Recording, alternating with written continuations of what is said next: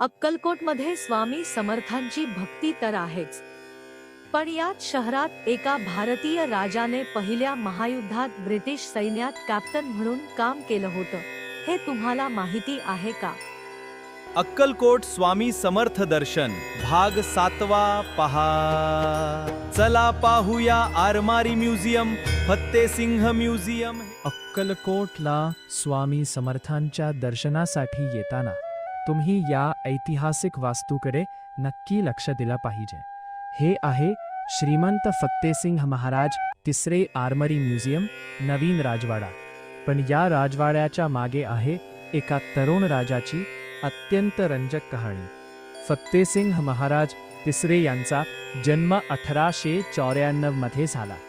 शिक्षणानंतर त्यांनी लष्करी प्रशिक्षण घेतलं आणि 1914 मध्ये ब्रिटिश सैन्यात प्रवेश केला. पहिल्या महायुद्धात त्यांनी फ्रान्समध्येही सहभाग घेतला आणि 1918 मध्ये त्यांना कॅप्टन हा दर्जा मिळाला. पण त्यांची एक विशेष आवड होती शस्त्रांचा संग्रह. तलवारी, बंदुका आणि प्राचीन युद्ध सामग्री गोळा करण्याच्या त्यांच्या छंदातून पुढे हे आगळं आर्मरी म्युझियम उभा राहिला. विशेष म्हणजे नवीन राजवाड्याची संकल्पना आणि रचनाही फत्तेसिंह महाराजांनी स्वतः आखली होती. डॉरेक आणि कॉरिंथियन स्थापत्यशैलीचा सुंदर मिलाफ असलेला हा राजवाडा मात्र त्यांना स्वतःच्या डोळ्यांनी पूर्ण झालेला पाहता आला नाही. त्यांच्या निधनानंतर त्यांच्या पत्नी ताराबाई राणी साहेबांनी हे स्वप्न पूर्ण केलं आणि 1925 मध्ये नवीन राजवाडा पूर्ण झाला. आज याच राजवाड्याच्या पहिल्या मजल्यावर जतन केला आहे फत्तेसिंह महाराजांचा ऐतिहासिक शस्त्रसंग्रह. आणि हो, या संग्रहामोहून आत छायाचित्रण आणि व्हिडिओ शूटिंगला कडक मनाई आहे. त्यामुळे आम्ही तुम्हाला आतली दृश्ये दाखवू शकत नाही, पण इतिहासाची ही अनमोल कहाणी तुम्हाला नक्की सांगू शकतो.